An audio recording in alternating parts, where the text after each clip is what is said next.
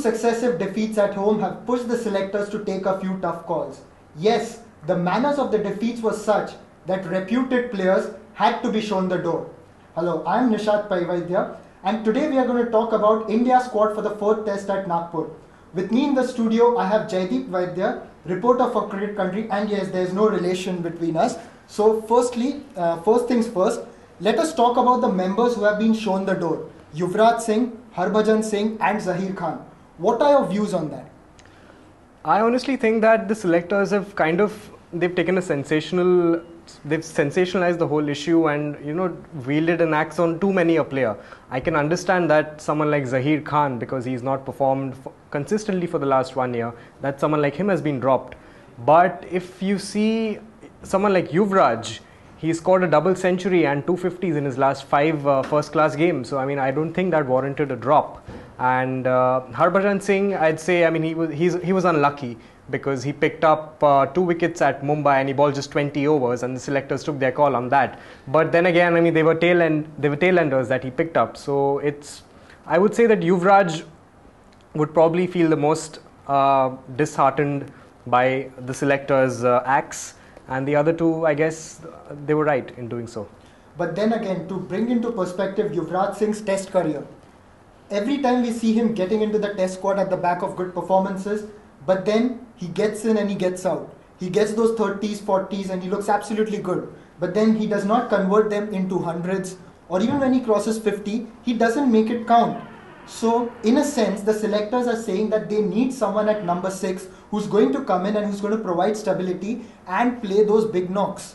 I guess that's one way of looking at it. But if you see Yuvraj, the selectors haven't given him many games at one stretch. He's got the odd 5 or 6 games together, and that's not really a measure by which you can judge someone's performance. So I think they should have given Yuvraj a few more tests to see how he performs, and I think if they had done that, then he could have maybe converted those 30s and 40s into big ones. Yes, but on the number 6 spot itself has been a bit of a musical chair, you can say. A lot of players have come in and have gone. Suresh Raina and Yuvraj Singh got a bit of a long rope, but they didn't make it count in the long run. So India is actually looking for someone who can come there, who can bat long and who can actually anchor the innings if there is a collapse up front. Now Yuvraj Singh got that 50 in the first test at Ahmedabad. At Mumbai he had a nightmare, and again at Kolkata he looked good and then he again lost his wicket. So in a sense you can say that the move was justified.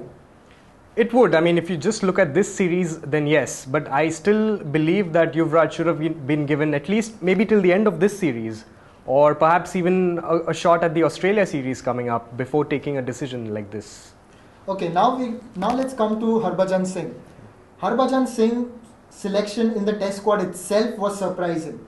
And he gets a game at Mumbai, bowls only 20 overs, almost half of what Ashwin and Ojha bowled. Yeah. So he may feel a bit hard done by, but he hasn't done anything of note in first-class cricket to deserve a place in the test squad, let alone the 11. Harbhajan's is a funny case in this series because I think he was primarily picked because of that performance in the T20 World Cup against England where he got many wickets, and also because Mumbai, the red soil was such that it assisted spinners, and Dhoni felt that he was the ideal third spinner for the spot because of his experience. But then again, in Kolkata, when the pitch was different from Mumbai, he was dropped. And the selectors felt, I don't know what they were thinking with that, because he was just given 20 odd overs to bowl.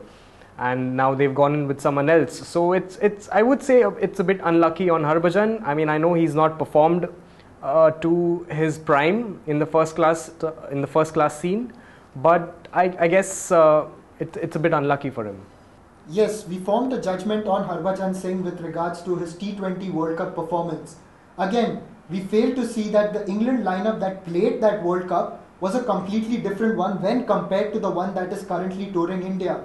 There were a lot of young players in that squad, and in this current England lineup, you have solid players like Kevin Peterson, Ian Bell, Alistair Cook, etc. Now let's get to Zaheer Khan.